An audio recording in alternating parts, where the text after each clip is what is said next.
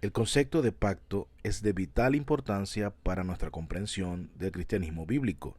En última instancia, nuestra vida cristiana descansa sobre la fe y la confianza en una promesa, la promesa de Dios de redimirnos por medio de la persona y la obra del Señor Jesús. En la clase de hoy trataremos muy brevemente la teología dispensacional y daremos una introducción a la teología del pacto.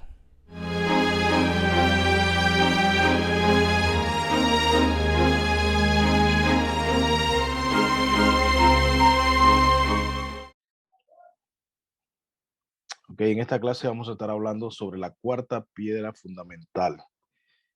Vamos a estar hablando de la teología del pacto. Ya hemos visto tres piedras fundamentales de la teología reformada y habíamos visto que uno era centrada en Dios, la teología reformada es centrada en Dios. Eh, Otro es basada en sola escritura, la teología reformada es basada en sola escritura. Otra piedra fundamental es fundamentada en sola fide, o sea, ese es el fundamento, sola fide, ¿no?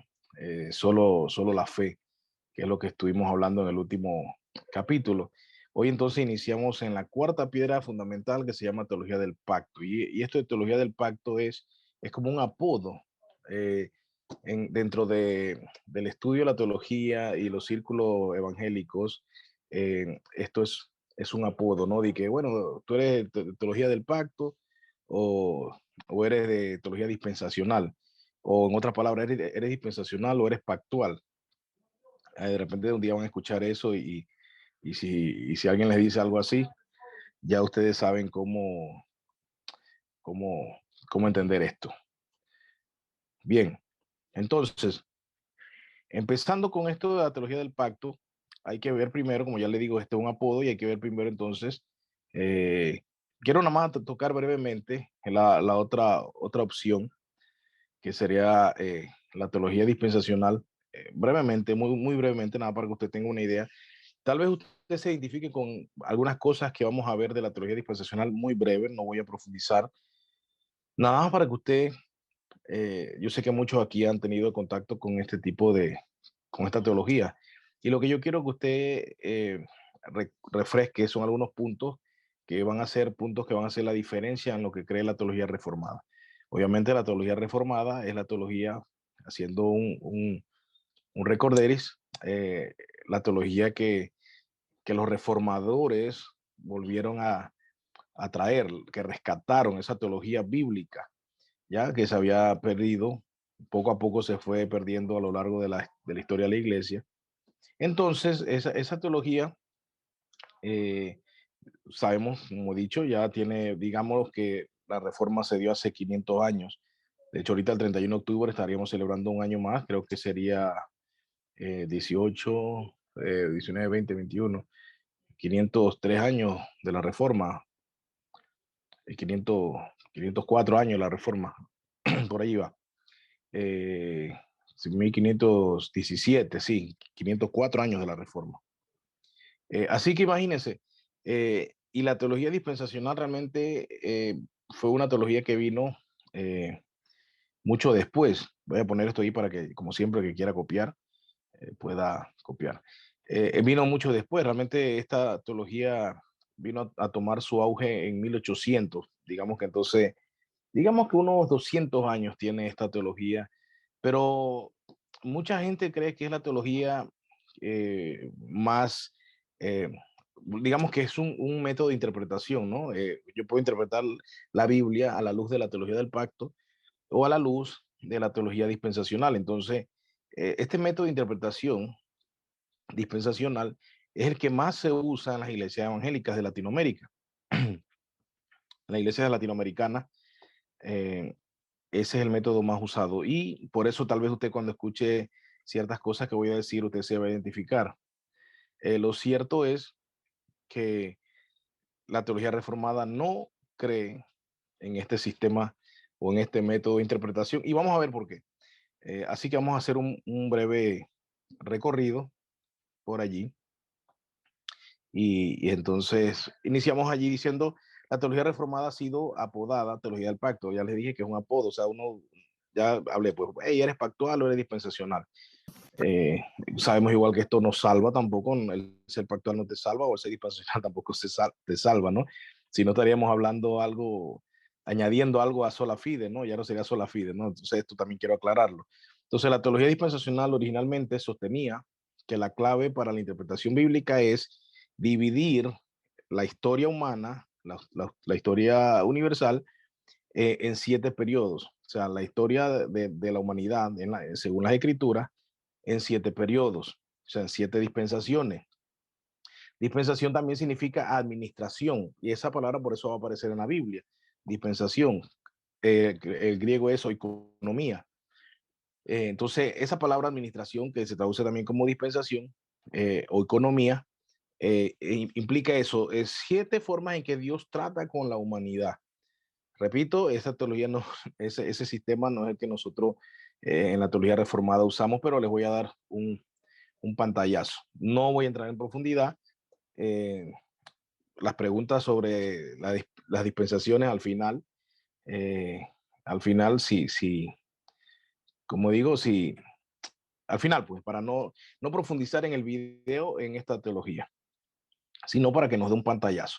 Igual que quede en el video un pantallazo para que cuando la gente ve el video después, los hermanos puedan, obviamente, sacar provecho, pero que tampoco sea la intención de que los hermanos que ven el video después se pongan a profundizar mucho esperando en el video mucho de la teología dispensacional, porque el video no se trata de teología dispensacional y este no es un curso de teología dispensacional, sino de teología reformada, la cual es pactual, o sea, de pacto. Y tampoco confundan, ojo, claro, no crean que ahora teología pactual es una teología del pacto en el sentido de eso que ustedes han escuchado por ahí, que pacta con Dios, pacta, pacta aquí, pacta allá, pacta con 100, pacta con 1000, pacta con tu carro, pon tu casa en pacto con Dios. No, no, no.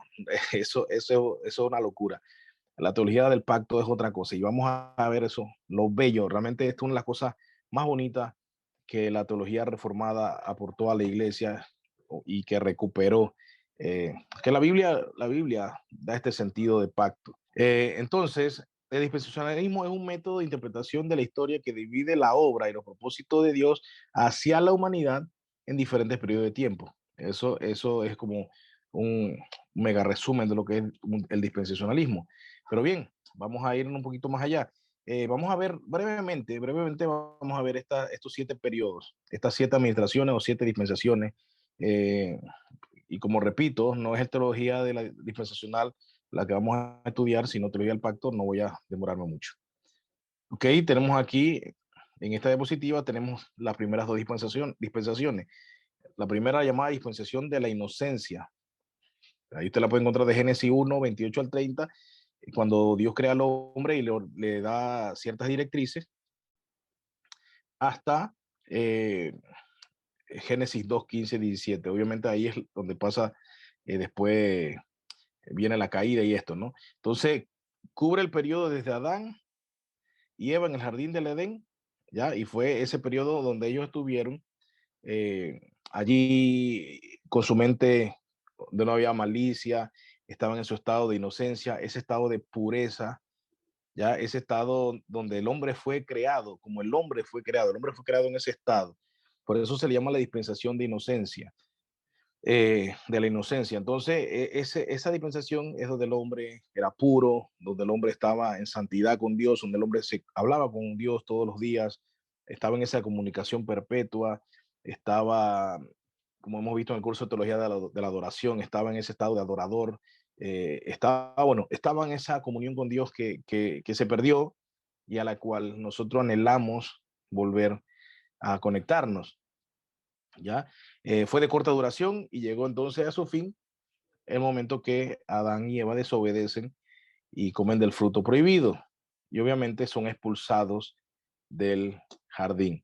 ¿Se acuerdan que cuando entonces ellos escuchan la voz de Dios, Adán y Eva se esconden porque vieron su desnudez? Y esto de vieron su desnudez va más allá del sentido llano del texto. Esto implica que descubrieron que pecaron, descubrieron que habían fallado, o sea, ¿me entiendes? Entraron en esta nueva etapa eh, donde, bueno, de allí todo empezó a desmoronarse. Y esa sería la primera dispensación. La segunda dispensación, entonces, la de la conciencia. Y ahora ellos son conscientes de su pecado, son conscientes de lo que hicieron. eh, y empieza todo este periodo, entonces, donde la humanidad se va degenerando cada vez más. Vemos después en este periodo de la conciencia, vemos el asesinato de Abel por manos de su hermano Caín. Y vemos cómo hasta Seth después nace, dice que los hombres vuelven a invocar el nombre del Señor. Y a pesar de que entonces hay otro linaje en vez de Abel, en sustitución a Abel, que es Seth, como el hombre de nuevo empieza a ir degenerándose y dando rienda suelta a su concupiscencia cada vez más. Y entonces es cuando el hombre va cada vez peor, y el Señor tiene entonces que mandar el diluvio como consecuencia de su pecado, como castigo de su pecado. Hay un pasaje allí en Génesis 6, si no me equivoco, que dice que Dios vio que el corazón del hombre era de continuo inclinado al mal, ¿ya? Entonces, esa es la época de la conciencia, cuando ellos entonces dan rienda suelta a sus pasiones, y usted sabe esa historia, como en el tiempo de Noé, la gente estaba, como decimos en buen panameño, desbocada, en el sentido obviamente negativo. Bien, esa dice que duró cerca de 1656 años, imagínense. Bien, pasamos a la tercera dispensación, y la tercera dispensación, entonces, es la del gobierno humano. Recuérdense, viene el diluvio, hago la salvedad. Nosotros en la teología reformada no creemos esto, estamos diciendo el panorama de lo que es la interpretación dispensacional. Tal vez si usted esté de acuerdo en muchas cosas y diga, oh, sí, mira, claro, ojo, las cosas que son bíblicas, así pasaron. La división es lo que vamos a ir viendo, que hay un problema con esa división. Por ejemplo, cuando hablamos de la dispensación del gobierno humano, es entonces cuando Dios, eh, por medio de Noé y su familia, entonces establece el gobierno a manos del hombre. Eh, Eso, inclusive los nombres te tienen un problema, porque esto de la época de la conciencia, más de 1000 años, dejar el hombre al garete para que después, a la tercera dispensación, después del diluvio, entonces es que el hombre venga a gobernar por su propia cuenta. Eh, bueno, repito, estamos repasando brevemente, ¿no? Lo que muchas iglesias en Latinoamérica creen, pero no es lo que la teología reformada cree. Y después usted va a ver, usted va a comparar ahorita cuando iniciamos entonces en el estudio ya de la teología del pacto, cómo todo va a tener más sentido. Eh, los descendientes de Noé no se dispersaron y repoblaron la tierra como Dios les ordenó. Acuérdense que habían acabado con todo el mundo porque el diluvio arrasó con todo. Entonces, a partir de Noé, una familia supuestamente piadosa, temerosa de Dios, iban a repoblar la tierra de seres que tuvieran temor de Dios. Pero cuando empezaron a poblarse un poco más, a reproducirse un poco más, entonces se ponen a construir la torre de Babel. O sea, y la orden era que se dispersaran, ¿ya? Y ellos no quisieron dispersarse, rompieron el trato que había hecho Dios con ellos. Entonces eh, decide, ahí es donde pasa que el Señor dice, bajemos y confundamos su lengua para que no se entiendan y así tengan que dispersarse de todas maneras. Y entonces viene la dispensación de la promesa. Entonces, que aquí la dispensación de la promesa entonces viene con Abraham. Esto salta de Génesis 11, Ninro, la Torre de Babel y todo esto, y pum, sale el capítulo 12 de Génesis, entonces donde llama a Abraham y le dice que salga de su tierra y su parentela. Entonces allí inicia la dispensación de la promesa, las promesas que Dios les hace a Abraham. Dios le hace a Abraham. Pero noten esto, que por eso es que esta teología, a pesar de que es la mayoritaria, tal vez algunos de los que está aquí creen en ese método de interpretación todavía y sea dispensacional. No hay problema, no hay problema, repito, nadie se va a salvar por ser una o la otra en este caso, no es una doctrina fundamental en cuanto al tema de la salvación, pero sí nos ayuda a ver la gloria de Dios a lo largo de todas las escrituras. Y por eso es bueno conocer la teología del pacto. Y repito, esa es la postura de la teología reformada.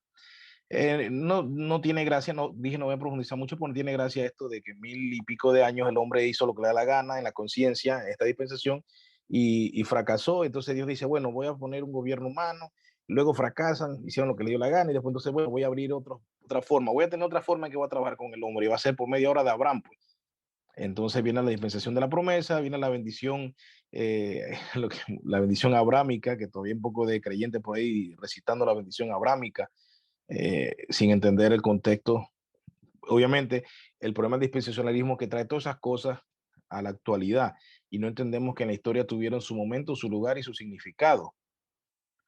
Entonces, la dispensación de la promesa duró 430 años, ¿ya? La promesa fue el pacto abrámico, como repito, usted lo va a encontrar ahí en Génesis 12. Y ahí está la famosa esta frase que montones de cristianos los lleva a judaizar. Imagínense eso, los lleva a judaizar. Bendeciré a todos los que te bendigan y maldeciré a todos los que te bendigan. Entonces todo el mundo bendice a Israel y bendecimos a Israel y bendecimos al pueblo judío y bendecimos y usted lo va a poner equipa y un montón de cosas. Aguanta, aguanten. Primero que el Israel de ahorita no es el Israel que Dios dijo, el que te bendiga lo bendeciré y el que te maldiga lo maldeciré. O sea, no es el mismo Israel del que estamos hablando. Primero que nada, no es el mismo Israel. O sea, yo no tengo que bendecir al pueblo, al Estado de Israel actual, agarrando esa promesa, apropiándomela en un contexto actual.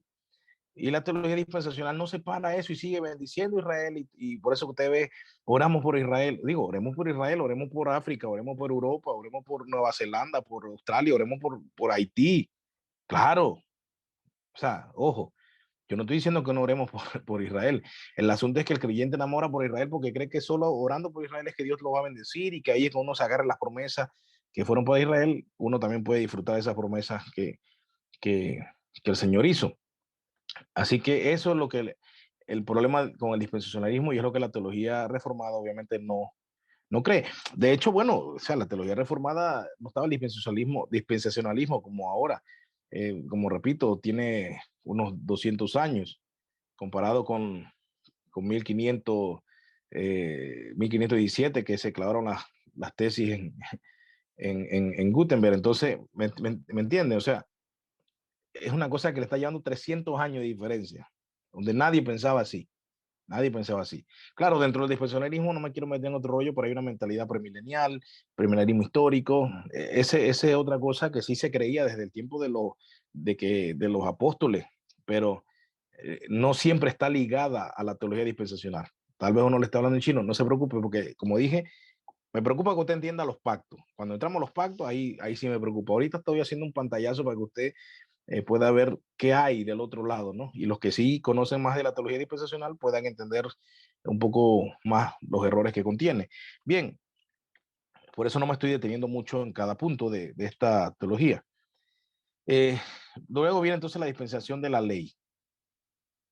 La dispensación de la ley, lo que le llama como la dispensación de Moisés también, ¿ya? Dice que duró 1500 años aproximadamente, desde el Éxodo hasta que fue suspendido después de la muerte de Jesucristo. Y ahí hay un asunto que podemos ver. Esta dispensación continuará durante el milenio. No se preocupe, eso más adelante lo va a ver, con algunas modificaciones. Dios trató específicamente con la nación judía a través del pacto mosaico. Y miren, la dispensación menciona pacto, menciona pacto. Bien, pacto mosaico o la ley que se encuentra en Éxodo 19 al 23. Eventualmente, debido a la desobediencia del pueblo del pacto, como si fuese sorpresa para Dios y lo agarró desprevenido, las tribus de Israel perdieron la tierra prometida y fueron sujetos a servidumbre. Entonces Dios tiene que dar otra dispensación, porque como eso se le salió de las manos a Dios, entonces es que entonces el Señor viene y dice, ya sé, ahora voy a crear otra dispensación, porque como todas me han fallado hasta ahora viene entonces la dispensación de la gracia. Y entonces cuando empieza con el nuevo pacto en la sangre de Cristo, como dice en Lucas 22, y entonces empieza esta era. Viene lo que muchos de esta teología le llaman un paréntesis en la historia. Y estamos hoy viviendo, según ellos, en un paréntesis. Este paréntesis resumido, así, se lo voy a decir, y tal vez tal vez haga un poco de caricatura de esa postura, un poco burlesco, pero es que yo siempre hablo, por ejemplo, cuando hablo con Yader sobre este tema, yo le digo, nosotros hablamos, o sea, es que Dios dice, ay, rayos, se me escapó esto. Ya sé, voy a hacer un paréntesis para tratar con los gentiles y después entonces yo cierro ese paréntesis y vuelvo a tratar con los judíos porque ese paréntesis donde trato con los judíos, con los gentiles, los judíos van a estar castigados.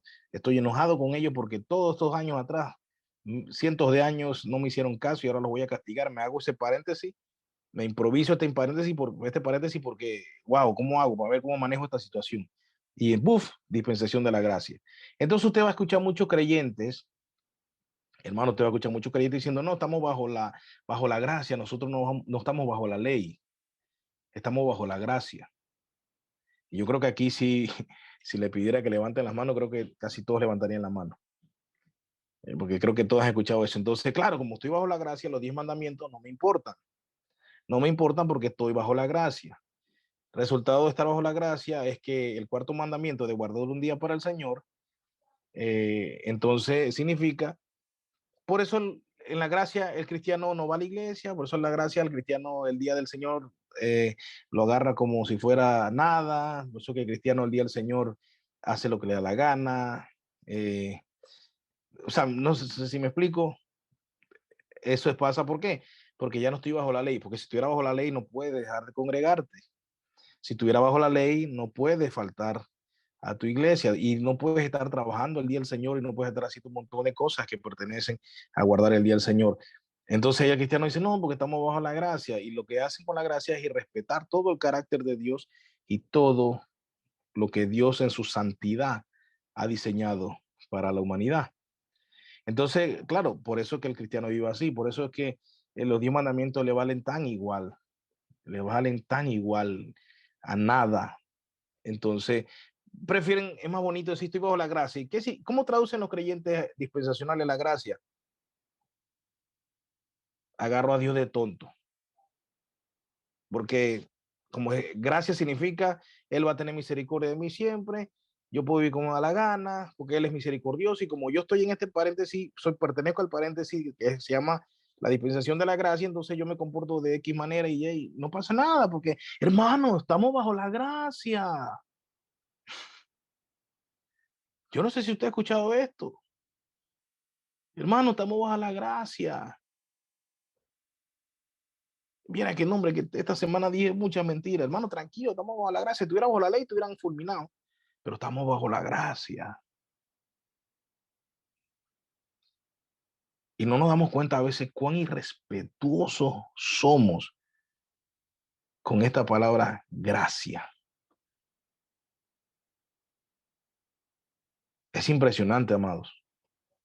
Es impresionante. O sea, si usted supiera lo que es la gracia para nuestro Salvador.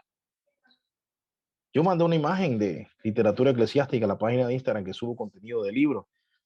Y si yo les recuerdo la frase que está en el libro de, casualmente está en un libro de un dispensacional, Charles Riley. Sin embargo, Charles Riley dice en su libro, Jesucristo es la gracia personificada.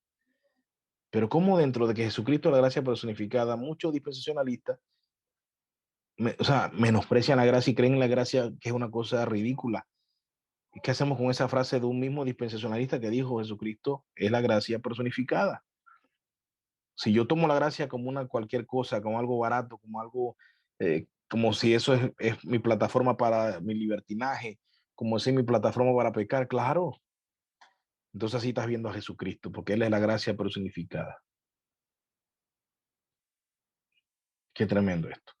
Entonces, bueno, eh, dice entonces ese periodo de las 69 y 70 semanas de Daniel, 9:24, es este el que estamos viviendo. Y luego, después que termina ese gran paréntesis, entonces seguimos con Daniel 25, 26, 20, o sea, 9, 25, 26.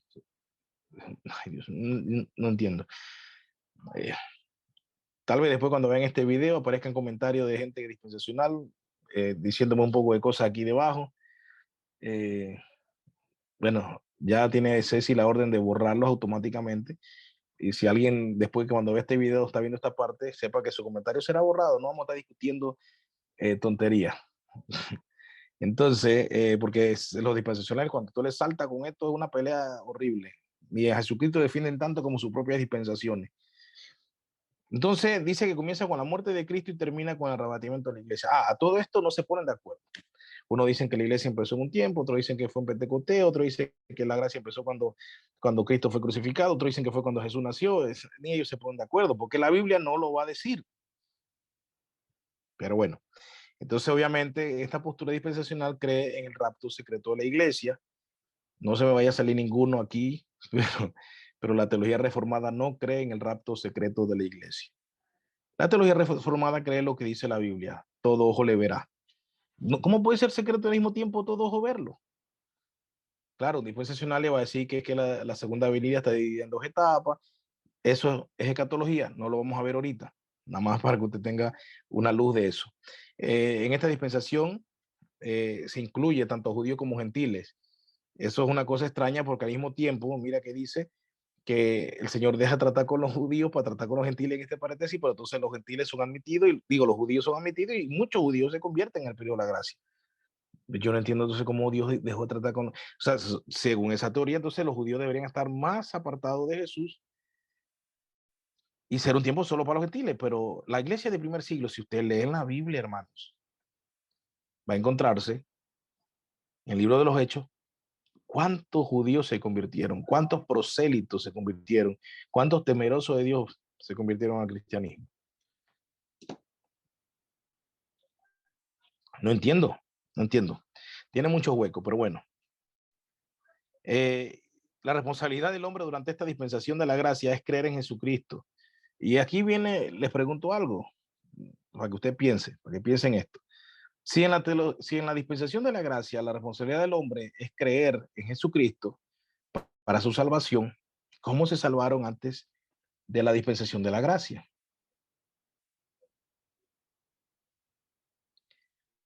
Digo, la Biblia dice que somos salvos solo por la fe y que Abraham fue justificado por la fe. Entonces Abraham estaba en la dispensación de la gracia o en la dispensación de la promesa, que ya la vimos hace un rato, la cuarta dispensación. Si Abraham dice que fue justificado por la fe, exacto, como dice Caro, por la fe que Dios envió un redentor. Por eso la gracia estaba desde aquel entonces. Si la gracia no estaba vigente para Abraham, no pudo haber sido justificado por la fe. Entonces, no es que el que cree en Jesucristo ahora en el ¿cómo se llama? En el periodo de la gracia es salvo. Es salvo todo el que cree en Jesucristo en toda la historia de la humanidad, aunque no supiera completamente a qué se refería esa fe en Jesucristo. Pero si era famoso el término Mesías, el ungido del Señor. O sea, creer en ese ungido que el Señor iba a mandar a redimirlos, también mostraba la gracia. No fue algo que se inventó. Dios se sacó un as bajo la manga de que, bueno, ahí está, pues la gracia y aquí parepetamos. No. A mí la teología dispensacional me ofende. Entonces, en esta dispensación, el Espíritu Santo mora en los creyentes como consolador. Después dice, esta dispensación ha durado más de 2000 años y nadie sabe cuándo terminará. Esto sí está totalmente acertado. Está totalmente acertado. En este método de interpretación terminará con el arrebatamiento, el rapto secreto, y todos los creyentes del mundo nacidos de nuevo irán al cielo con Cristo. Después del arrebatamiento tendrán lugar los juicios que durarán 7 años. Como no es escatología, no voy a detenerme en ese punto. Lo veremos más adelante, en otro curso. Y luego viene la dispensación del reino milenial. Tampoco voy a tenerme aquí porque yo sé que aquí esto se va para largo. Es de cuando sucede el arrebatamiento secreto y bueno, durará 1000 años un reino de Jesús en la tierra. Cosa que voy a resumirlo, cosa que para mí me parece extraño es que Jesús venga y reine en la tierra 1000 años y después destruya la tierra y después queda reinar aquí en la tierra. O sea, a veces, a veces yo no entiendo al Dios de los dispensacionales, hermano, discúlpeme, de verdad, como a veces totalmente incoherente. Vamos a vivir 1000 años aquí bien chévere, todo esto, y que bueno, ahora viene el juicio, destruye la tierra, brum, brum, ahora vivamos de nuevo aquí. Yo estuviera en el reino milenial y digo, Señor, pero lo hubiera destruido desde el inicio y ya nos quedamos para siempre a vivir aquí. No, que tengo que esperar 1000 años exactamente, porque 1000 años después yo destruyo esto, juzgo a todo el mundo y boom, volvemos a vivir aquí de nuevo, un cielo nuevo y tierra nueva. Es una locura. Noten también que dice allí, es cumplirá la profecía para la nación judía de que Cristo regresará y será su rey. Hermano, si Cristo no es su rey ahorita, sigue esperando los 1000 años para que Cristo sea su rey. porque al infierno se va a ir. Si tu Cristo no es su rey ahorita, espérenlo, esperen los 1000 años, que se sorprenderá. Qué locura. Aún para los mismos judíos, para los mismos judíos. Los únicos los únicos que a quienes se les permitirá la entrada al reino son los creyentes nacidos, escuche esto, de nuevo, nacidos de nuevo en la era de la gracia, y los justos que sobrevivieron los 7 años de tribulación. Y los del Antiguo Testamento, tatay, no me interesa lo que viviste, no me importas. Ya, Satanás es atado durante los 1000 años. El viejo mundo es destruido por fuego y dará comienzo al nuevo suelo y la tierra nueva, como dice Apocalipsis 21 y 22. Bien, esa es la teología dispensacional, el método de interpretación dispensacional resumido, resumido. Si usted se ha identificado con uno de ellos o con este sistema, que estoy seguro que muchos tienen creencias todavía este sistema, bueno, ahorita usted va a ver, bueno, no sé ahorita, para ver qué hora es. Ustedes sí, se pasa rápido, pero bueno, vamos a entrar entonces ahora sí en lo que es lo que la teología reformada cree, y es lo que la Iglesia Bíblica La Roca cree.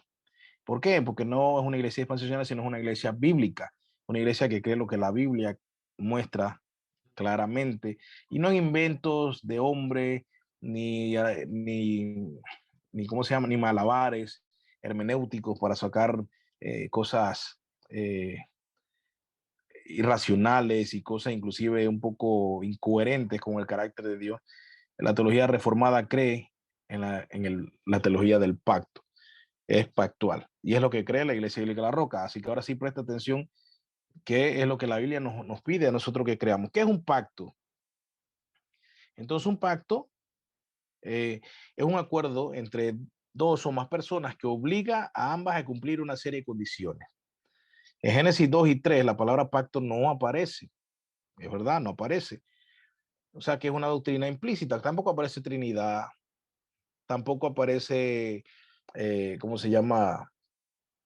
Ah, se me olvidó la otra palabra. Bueno, teología como tal no aparece. Teología, entonces no hacemos teología porque teología tampoco aparece ahí en la Biblia. Eh, tampoco aparece, tampoco dice explícitamente Jesús es Dios. La Biblia en ningún lado te va a decir explícitamente Jesús es Dios. Así de que Jesús es Dios, no va a aparecer en ningún versículo. Por eso, de hecho, muchos se agarran de eso, esperando que lo diga textualmente. Y claro, no lo dice, pero la doctrina de la deidad de Jesús está revelada en todas las escrituras. Así que no aparezca la palabra pacto en los primeros capítulos de Génesis no quiere decir que no hay un pacto. Por ejemplo, no encontramos la palabra pacto, tampoco encontramos pecado. La palabra pecado no aparece la palabra maldición, no aparece bendición tampoco en Génesis 2 y 3, ¿ya? Pero sí encontramos obediencia y recompensa. Sí encontramos esas palabras, eh, ese sentido de obedecer y de que si obedece será recompensado y si no, será castigado. Cuando miramos entonces Génesis 2, Adán se le dijo, en otras palabras, parafraseando, ¿no? Quiero que tú mantengas todo este jardín y hay unas cosas solamente que no quiero que hagas. Esto es lo que no quiero que hagas. ¿Ves ese árbol? Es mío, es mío. Todo lo demás, tienes todo el derecho todo, sobre todo lo demás, pero este es mío. Imagínense, para nada una actitud egoísta de Dios, al contrario, le dio todo a Adán y le dijo, pero este me lo guardo para mí. O sea, este es mío, este no lo toques, digo, no comas de este, ¿ya? No comas de este fruto. De todos los demás puedes comer, tienes un montón de sabores, de frutas, hasta saciarte, pero de este no comas, este es mío. Entonces, ahí vemos que hay una palabra, no aparece la palabra pacto literal, pero vemos allí señales de que sí hay un pacto. Bien, vamos a verla más rapidito para que usted entienda también qué consiste, porque los pactos de ahora no son como los pactos de antes. Entonces, tal vez usted ve la Biblia y no entiende mucho sobre que hay un pacto, pero los judíos de la época sí lo entendían por el lenguaje que se usaba. Y sí, todo pacto tiene una primera parte que se llama preámbulo, es como una presentación. Entonces, aquí yo pongo una comparación eh, de un pacto de que este rey de los hititas, Hammurabi, hace con un pueblo y vamos a compararlo brevemente con algunas palabras del Señor en el Antiguo Testamento. Dice, yo, Hammurabi, rey de todos los hititas, aquel que reina de manera suprema sobre todo su siervo, ese es el preámbulo. Vemos en Éxodo 20, yo soy el Señor tu Dios. La segunda parte la vamos a ver ahorita. Al identificarse a sí mismo y de esta manera, Dios está diciendo, ahí puse Dios en minúscula, discúlpenme. Ok, está diciendo, yo soy, eh, ¿cómo se llama? Ok, porque eso es lo que está diciendo en el Hammurabi. Yo dije, ya me sentía pecador, dije, Señor, de pecado poniendo tu nombre. Eh, entonces, bien, yo soy soberano, tú y yo no somos iguales, el soberano está dictando los términos de la misma manera como Hammurabi dictaría los términos. Ya, esa es la comparación que se da allí. Pero la segunda parte, que entonces sí es la parte del versículo que no leí ahorita, eh, es un prólogo histórico, ya donde el rey entonces haría un resumen brevemente de la historia. Esto va a variar, ¿no? Depende, no tiene que ser de un tamaño X, ¿no? De ciertas palabras o ciertas letras, no, no. Nada más necesita que cumpla con este prólogo histórico, ¿no? Yo, Hammurabi, rey de todos los hititas, el rey que defendió tus fronteras de la invasión de los amalecitas, yo soy el rey que llena tus cofres con granos y tesoros. Ahora noten entonces cómo se parece, aunque más corto, a lo que vemos en Éxodo 20. Dice, yo soy el Señor tu Dios que te saqué de la tierra de Egipto, de la casa de servidumbre. Están viendo cómo también Dios menciona algo parecido a lo que en el código de Hammurabi aparece también en este pacto. Ya entonces cualquier judío de la época reconocería este lenguaje. O sea, es una cosa que era la forma en que se pactaba en aquella época, que yo repito, iba a ser un poco más diferente, pero esta es la forma histórica y acuérdense que la Biblia se escribió en un contexto, en un tiempo, en un lugar y la cultura obviamente influenciaba estas cosas, ¿no? Así que no olvidemos eso. La tercera parte del pacto eh, dice que consistía en un tratado que tenía promesas y estipulaciones. El rey hitita entonces diría a sus sirvientes, si tú pagas este impuesto, de esta cantidad de dinero yo voy a garantizar tus pozos de agua y yo los protegeré de los ladrones y de los invasores, pero deben hacer ciertas condiciones. Y entonces la cuarta parte consistía en beneficio y castigo. Obviamente la tercera y la cuarta están allí, por eso no puse comparación en la tercera. La cuarta parte dice, en todos estos tratados hititas había sanciones dobles, en un lado beneficio y bendiciones y en el otro lado maldiciones y castigo. Eso usted puede verlo entonces, ¿se acuerdan cuando dice en Éxodo, haz esto porque yo soy Jehová tu Dios que visito ya hasta la tercera y cuarta generación y castigo, pero también dice que es misericordioso con los que cumplen el pacto, ya, eso usted lo puede encontrar, debe leerlo textualmente en Génesis, digo, en Éxodo 20, ajá, dice, dice allí en versículo 5 dice, no lo adorarás ni lo servirás porque yo, el Señor tu Dios, soy Dios celoso, que castigo la iniquidad, ahí está, ¿ves? Que castigo la iniquidad de los padres sobre los hijos hasta la tercera y cuarta generación de los que me aborrecen. Y muestro misericordia a millares, a los que me aman y guardan mis mandamientos. O sea, noten ustedes si usted no ve allí un lenguaje de pacto. Hay bendiciones y hay maldiciones, hay premio y hay castigo. Esto es un lenguaje de pacto, ¿ya? Y obviamente Deuteronomio 28, ¿se acuerdan de ese pasaje famoso? Maldito el que tal cosa, maldito, el que tal, maldito, maldito, maldito, y va un montón de locura ahí, que son un montón de maldiciones para quienes no guardan la ley. La quinta parte en este tratado, hitita, entonces, es el juramento, ¿ya? Un voto sagrado. Eh, Lo que haría el rey es hacer este juramento delante de un Dios. Y esto es muy interesante, porque aquí es donde de una vez eh, nuestro Dios es otra cosa, no podemos compararlo. Lo que el rey hacía un juramento delante de un Dios para que delante de su Dios, ¿no? El que sea, y al que sea. En este caso puede ser Dagón, Marduk, Baal, el que le dé la gana, ¿no? Eh, o inclusive dioses, puede hacerlo en dioses en plural, ¿no? En los juramentos dados a Israel, entonces el voto, el, el, el juramento lo daba, o sea, Dios, pero no hay nadie arriba de Dios. ¿Quién es más grande que Dios por quien jurar? ¿Entiendes? Entonces, Dios juraba por él mismo, ¿ya? Dios no busca otro para jurar porque no hay nadie arriba de él. O sea, él está sobre todo. Por eso, entonces, no puede jurar por nadie más. Por eso te van a ver que siempre él dice, y lo haré por amor a mi nombre.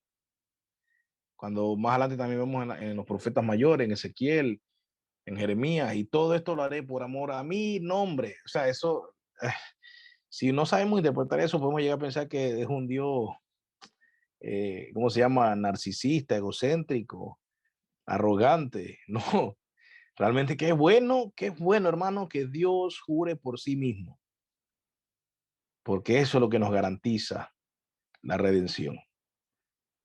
Si Dios no jurara por sí mismo, si Él no hiciera eso por amor a su nombre, estaríamos en problemas. Pero porque es por amor a su nombre, ese nombre que Él mismo dice que ha sido blasfemado entre las naciones por causa de ustedes, imagínense, esto es algo tremendo. Entonces Dios no jura por nadie, porque Él jura por sí mismo, porque nadie está sobre Él. Entonces en el Antiguo Testamento vemos que Israel había una ceremonia que siempre, esto usted lo puede también leer cuando Abraham tiene esta visión que se le aparece, ¿se acuerdan? Déjame buscarlo para leérselo, para que puedan verlo.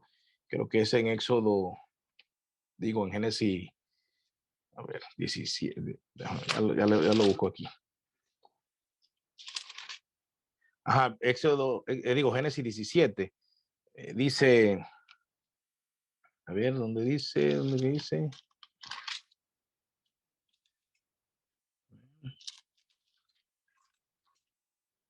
No, no es allí, déjame buscarlo rapidito.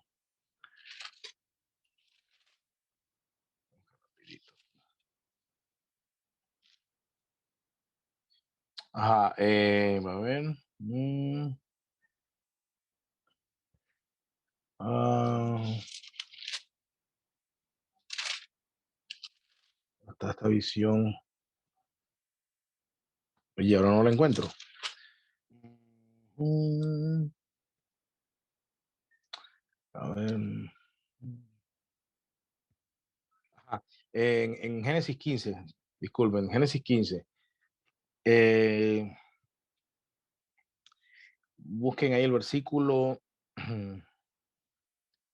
12, Génesis 15, versículo 12. Y sucedió que a la puesta del sol, a la puesta del sol, un profundo sueño cayó sobre Abraham. Y he aquí que el terror de una gran oscuridad cayó sobre él. Y Dios dijo a Abraham, ten por cierto que tus descendientes serán extranjeros en una tierra que no es suya, donde serán esclavizados y oprimidos 400 años.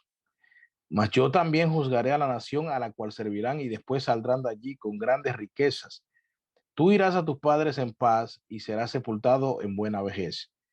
Versículo 16. Y en la cuarta generación ellos regresarán acá, porque hasta entonces no habrá llegado a su colmo la iniquidad de los amorreos. 17. Y aconteció que cuando el sol ya se había puesto, hubo densas tinieblas, y he aquí, escuchen esto, apareció un horno humeante y una antorcha de fuego que pasó por entre las mitades de los animales.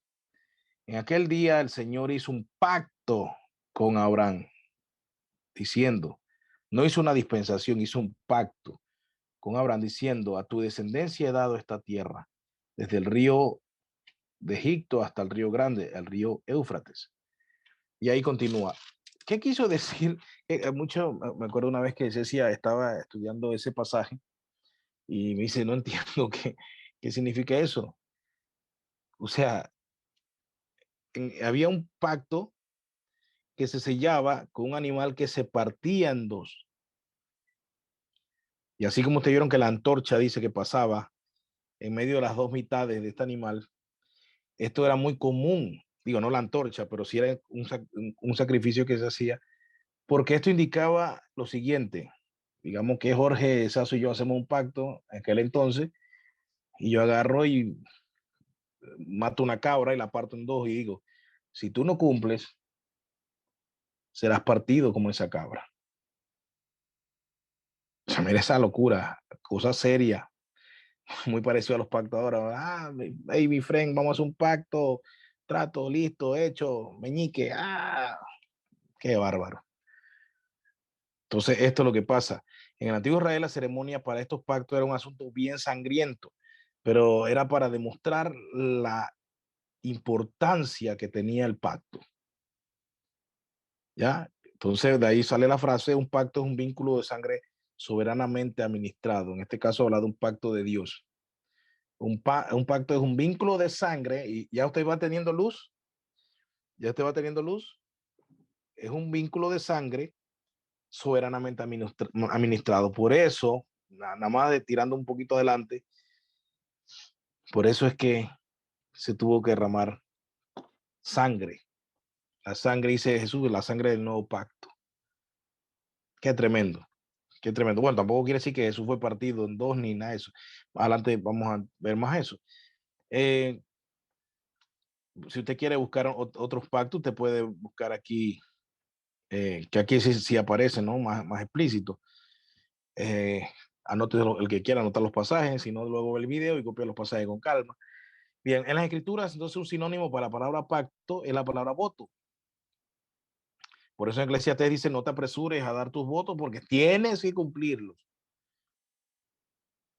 sea, un voto en la Biblia aparece también como sinónimo de pacto. Otra palabra sinónimo es promesa, ya que los juramentos entonces contienen promesa, una promesa usada como sinónimo de pacto. ¿Ya? Hey, te prometo tal cosa. Cuando una persona, todavía vemos un destello de eso. Si una persona prometió algo y no lo cumplió, uno ve que, esta persona, ¿qué dice? Rompió su palabra, o sea, rompió su pacto, ¿ya? O sea, que la promesa, porque la promesa tú esperas que en esa promesa, tú esperas seguridad. Hey, yo te prometo, cuando alguien dice, hey, vas a venir mañana a mi casa, te lo prometo, es que te lo prometo es para garantizar que de verdad puedes creer que él va a ir a tu casa. Porque muchas veces uno dice, así sí yo voy y no va. Pero cuando ya uno dice, te lo prometo, y si la persona no llega, dice, hey, me lo prometiste. Hey. O sea, y ya, como digo, se ha desvirtuado esto del pacto y de los tratos, de los votos, de las promesas, pero en aquel entonces era más fuerte. Pablo en Gálatas entonces se refiere al pacto sinaítico o el mosaico, o sea, como las leyes, por sus obligaciones, simplemente lo llama la ley, pero eso lleva la idea de obligación y la obligación lleva la idea de pacto. ¿Ya? Hay una ley. Si haces esto, recibirás esto. Si no, recibirás lo otro. Ahí está el pacto implícito. También vemos que la circuncisión es señal de pacto también. Lo vemos que esa fue la señal del pacto que estableció el Señor con Abraham. ¿Ya? Entonces, tenemos que la circuncisión en el Antiguo Testamento era un símbolo de pacto que el Señor estableció con Abraham. Y en el Nuevo Testamento el mismo Señor Jesús dice, esta es mi sangre, la sangre del nuevo pacto. ¿Ya? Entonces el mismo Señor establece que la señal del Señor es la señal del nuevo pacto. Entonces, pacto es la relación básica con Dios. Describe cómo Cristo nos salva. Y esto vamos a ver ahorita. Bueno, no sé si ahorita, pero cómo agradamos a Dios, nuestra vida de oración, nuestra esperanza bienaventurada, esa es la esencia. Esa es la esencia del pacto. Y te dirá, ¿por qué? Bueno, es que eso vamos a verlo, porque vamos a ver tres pactos. Pero antes de eso, entonces aquí está resumido la estructura de los pactos antiguos. El preámbulo, donde está como una presentación, el prólogo histórico, quién es esa persona que ha hecho las estipulaciones, pido que sea esto, esto y lo otro, las sanciones si no lo hace, viene esto y lo otro. Los votos son más bendiciones y castigos y donde se añade al pacto algunas cositas, o sea, clara. Y luego tenemos la ratificación, que es cuando, bueno, estamos claros en esto, bien, creo que fuimos claros. Entonces, esos son los 6 puntos que consistían, en qué consistían los pactos antiguos. Voy a verla ahora brevemente. bueno, me quedan 10 minutitos, 8 minutos. Así que vamos entonces nada más a ver algo por encimita. Eh, aquí. Entonces, de allí vamos a volver. Ahora vamos a esta parte. La teología reformada ve entonces la estructura del pacto en la Biblia como un elemento crucial en la elaboración del plan de redención. O sea, por eso repito, o sea, hermano, la teología pactual, cuando uno le entiende, uno entiende el panorama bíblico, uno entiende cómo el Señor ha diseñado la redención y cómo el Señor no se le escapa algo de las manos, ni lo agarra de sorpresa, ni le hace buscar un plan B, ni un plan C. Simplemente el Señor ha sido el arquitecto de nuestra redención y cómo Él ha desarrollado todo esto de una manera progresiva, sin improvisaciones, sin sorpresas, porque Él lo sabe todo. Él lo sabe todo. Él está en control de todo. Él es soberano, de todopoderoso.